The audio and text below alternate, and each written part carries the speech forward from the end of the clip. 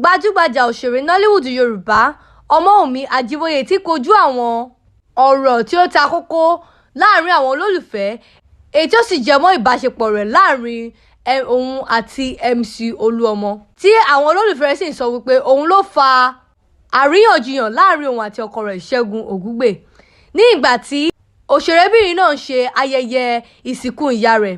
Àwọn olólùfẹ́ rẹ̀ sọ̀rọ̀ nípa bí ó ṣe gbóríyìn fún MC Olúọmọ ju ọkọ rẹ̀ Segun Ogungbe lọ. Kí a tó wọnú kókó inú ìwé ìròyìn náà lọ, ẹ má gbàgbé àti fún fídíò ní ìkàwọ́ èyí tí a mọ̀ sí thumbs up like lọ comment section láti lọ dá sí àwọn ọ̀rọ̀ tí a sọ sílẹ̀ yìí.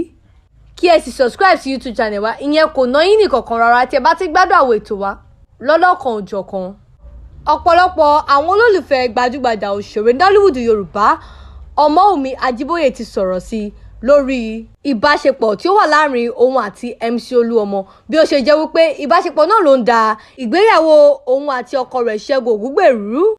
Ọ̀rọ̀ yìí náà jẹyọ nígbà tí gbajúgbajà òṣèré Nollywood Yorùbá yìí ń ṣe ayẹyẹ ìsìnkú ìyá rẹ̀ níbi tí ó ti gbóríyìn fún MC Olúọmọ ju ọkọ rẹ̀ lọ.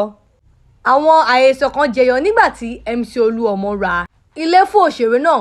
Èyí ló mú kí ọ̀pọ̀lọpọ̀ ènìyàn máa dá lẹ́bi wípé nítorí owó ló fi ilé ọkọ rẹ̀ sílẹ̀, nígbà tí àwọn ènìyàn tún dá ọkọ rẹ̀ lẹ́bi ní apá kan wípé kí ló dé tí ó fi fẹ́ obìnrin mìíràn. Ní ìtẹ̀síwájú, ọ̀pọ̀lọpọ̀ ènìyàn ló tún dá arábìnrin náà lẹ́bi wípé bí ó ṣe ṣe sí ọkọ rẹ̀ níbi ayẹyẹ ìsìnkú ìyá rẹ̀ kò dára tó púpọ̀. Ṣùgbọ́n Ọmọ́wùnmí gbìyànjú láti ṣàlàyé lórí ẹ̀rọ ayélujára Instagram rẹ̀ wípé kò sí ohun tó ń lọ láàrin òun àti MC Olúọmọ tàbí ìbáṣepọ̀ tí ó dánmọ́rán kan wà ní àárín àwọn méjèèjì.